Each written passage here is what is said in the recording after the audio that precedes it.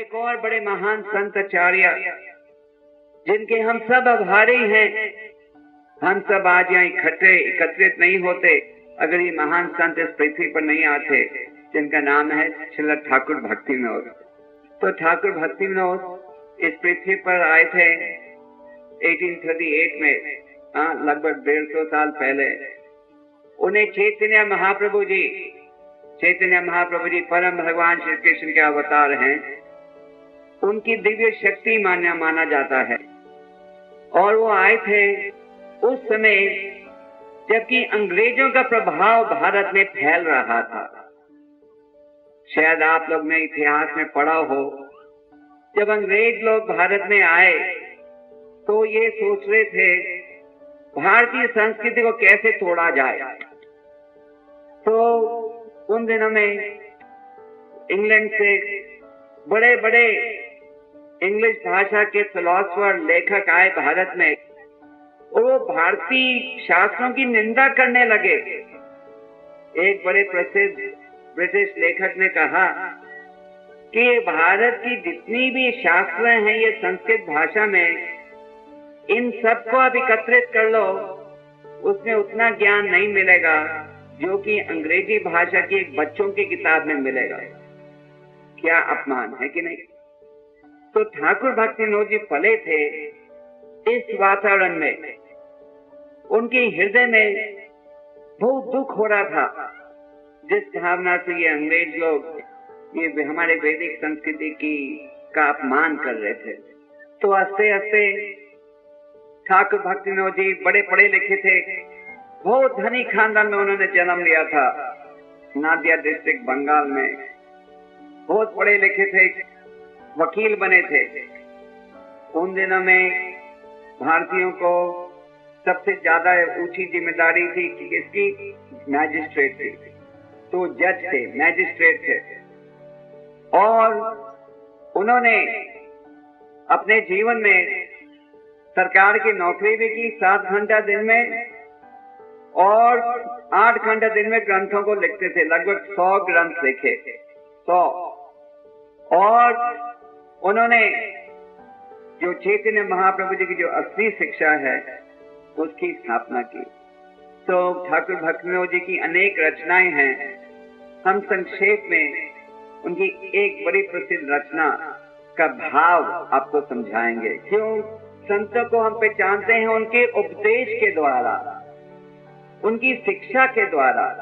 उनकी शिक्षा के द्वारा हम उनका स्मरण करते हैं, उनको अपना आदर देते हैं। तो एक रचना में जिसका नाम है श्री नाम, ठाकुर भक्ति विनोद जी कहते हैं, गाय गौर मधुर स्वरे। चैतन्य महाप्रभु जी बड़े मधुर स्वर से गा रहे हैं। क्या? हरे कृष्णा कृष्णा कृष्णा हरे हरे, हरे राम राम राम हरे हरे। आगे कहते हैं, प्रिय थाको वाने थाको सदा हरि बोले दाको। ये रचना बंगाली भाषा में है। ठाकुर भक्ति विनोद जी ने अपनी रचनाएं की हैं अंग्रेजी भाषा, ओडिया भाषा और बंगाली भाषा में। तो इसमें कहा जा रहा है, गृह थाको वाने थाको, चाहे तुम गृहस्थ आश्रम में हो या संन्यास आश्रम में, हरि के नाम को तुम जरूर अपनाओ। आज तो हमारे देश की स्थिति यह है कि हम सन्यास के अर्थ को ही भूल गए हैं। सन्यास मतलब जो कि संसार को त्यागता है, खानदान वगैरह से संबंध नहीं रखता। और गृहस्थ मतलब जो कि पत्नी बच्चों के साथ रहता है, नौकरी करता है, धंधा करता है इत्यादि। ठाकुर भक्ति विनोद जी गृहस्थ आश्रम में थे, बहुत बड़े मैजिस्ट्रेट थे, पर उन्होंने अपनी पत्नी और सारे बच्चों को भगवान का शुद्ध भक्त बनाया। तो कहते हैं, चाहे तुम गृहस्थ आश्रम में हो, पत्नी के साथ रहते हो, बच्चों के साथ रहते हो, नौकरी करते हो, या सन्यासी हो, कुछ अंतर नहीं, हरि के नाम को तुम जरूर अपनाओ। सुखे दुखे बोले नाको वदने हरि नाम खोड़ो रे। चाहे तुम सुख में हो या दुख में, हरि के नाम को मत भूलो। आज हमारी क्या स्थिति है कि जब हम सुख में होते हैं तो हरि के नाम का स्मरण बहुत कम होता है। सच बात है। जब हम सुख में हैं तो हम क्या सोचते हैं कि हमारे पास तो हर चीज है, हमें किसी भीख मांगने की क्या जरूरत। तो हम कहते हैं कि हम भगवान के शरणागत नहीं हो पाते। और जब हम दुख में होते हैं तो भगवान का स्मरण हम कर लेते हैं, और वही दुख कष्ट जब बीत जाता है तो वो स्मरण भी बंद हो जाता है। सच बात है। आप बीमार होते हो तो डॉक्टर को वादा करते हो, हाँ अभी ठीक होने पर ये नहीं करेंगे, ये नहीं करेंगे, वो नहीं करेंगे। तो जब सेहत ठीक हो जाती है तो वही बुरी आदतें वापस आ जाती हैं, हम भूल जाते हैं। तो सुख में दुख में भक्त को अगर सुख भी प्राप्त हो तो वो ये पहचानता है कि ये भगवान की असीम कृपा के कारण प्राप्त हो रहा है। और अगर कष्ट भी भुगतना पड़े तो वो जानता है कि मुझे तो इसे 1000 गुना ज्यादा बेहतर कष्ट भुगतना था, पर भगवान की असीम दया के कारण कितना कष्ट भुगतना पड़ रहा है। तो कहते हैं सुख में दुख में दोनों स्थितियों में हरि के नाम को मत भूलो। माया जले बाधा होए, आचो मीचे काजल होए। कहते हैं माया ने आपको बंधन में फंसा लिया है। माया, माया शब्द का अर्थ क्या है? जो नहीं, जो गलत है, जो असली चीज नहीं है, जो नकली चीज है, माया। तो माया का प्रभाव के कारण हम क्या सोचते हैं? ये शरीर हमारा असली रूप है, पर शरीर असली रूप थोड़ी है। अगर शरीर असली रूप है आपका तो मृत्यु के बाद भी आप रखो अपने घर में, क्यों शमशान घाट ले जाते हो? अगर ये शरीर आपका असली स्वरूप है, शरीर आपका असली स्वरूप नहीं है। हम सोचते हैं शरीर हमेशा रहेगा, हम सोचते हैं कि शरीर को सुख देना ही जीवन का लक्ष्य होना चाहिए। तो जो नहीं है उसको हम असली चीज मानते हैं, और जो असली चीज है उसको नकली मानते हैं। जब हम ये उपदेश देते हैं जो कि शास्त्रों द्वारा प्राप्त होता है कि आत्मा सनातन है, शरीर नश्वर है, तो लोग कहते हैं किसने देखा है स्वामी जी? कोई सबूत है क्या आपके पास? तो हम विश्वास ही नहीं करते। वो हमारा दुर्भाग्य है। तो माया के कारण हम बहुत परिश्रम करते हैं, किस लिए? धन कमाने के लिए। केवल भारत में ही नहीं, विदेशों में भी लोगों को बहुत परिश्रम करना पड़ता है। हमें एक सज्जन मिले थे वॉशिंगटन में, हमने कहा हरि का नाम करो। कहते हैं स्वामी जी टाइम ही नहीं मिलता, 3 नौकरी करता हूं मैं, 3 नौकरी। आपके वो दिल्ली वाले हैं, शायद अमेरिका में रहते हैं, पर 3 नौकरी करते हैं। मकान का किराया भरना, गाड़ियों का बिल भरना, और हफ्ते में 4-6 घंटा मिलता है बस छुट्टी। तो हमने कहा इतना परिश्रम करोगे राजा जैसे रहने के लिए और भक्ति के लिए समय ही नहीं है। तो माया आपको भुला देती है क्या आपका असली कर्तव्य क्या है। माया के प्रभाव में आकर हम सोचते हैं नहीं, शारीरिक सुख ही असली कार्य है। तो यही विचार ठाकुर भक्ति विनोद जी प्रस्तुत कर रहे हैं कि माया ने आपको अंधा बना दिया है, आप अपने असली कर्तव्य को भूल बैठे हो। एक न चेतना पाए राधा माधव नाम बोलो रे। कहते हैं अपनी चेतना को बदलो। कई बार लोग कृष्णा भक्ति के ज्ञान से डर जाते हैं।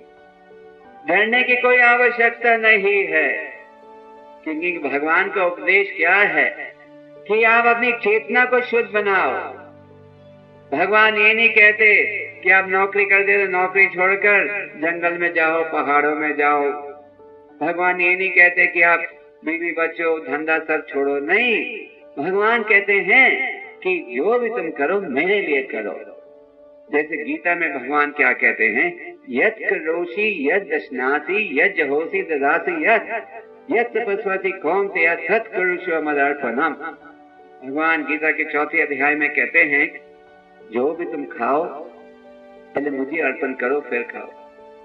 जो भी तुम करो मेरी प्रशंसा के लिए करो। जो भी तुमने दान देना है मेरे लिए दान दो। जो तुमने तपस्या उठानी है मेरे लिए करो। तो भगवान ये नहीं कहते कि ये सब संसार को छोड़ो। वो गीता में एक उदाहरण दिया जाता है, जिस प्रकार कमल का फूल जल में होते हुए जल उसको छूता नहीं है, उसी प्रकार हमें भौतिक समाज में रहते हुए माया के प्रभाव से बचना है। माया से बचाने के लिए भी उपाय है। तो ठाकुर भक्तनाथ जी कह रहे हैं अपनी चेतना को बदलो। आज जो आपकी चेतना है कि आप हो हर चीज के मालिक, इस चेतना की बजाय आपको ये चेतना प्राप्त करनी है क्या कि हम परम भगवान के सेवक हैं। वो है असली भोक्ता, भोक्ता राम यज्ञ तपोसम सर्वलोक महेश्वरा। वो है हर चीज के मालिक, हर चीज के स्वामी। हम तो जिस प्रकार हाथ हमारे शरीर को की सेवा करना हाथ का कर्तव्य है, उसी प्रकार हमारा कर्तव्य ये बनता है क्या कि हम भगवान की सेवा में जुड़े।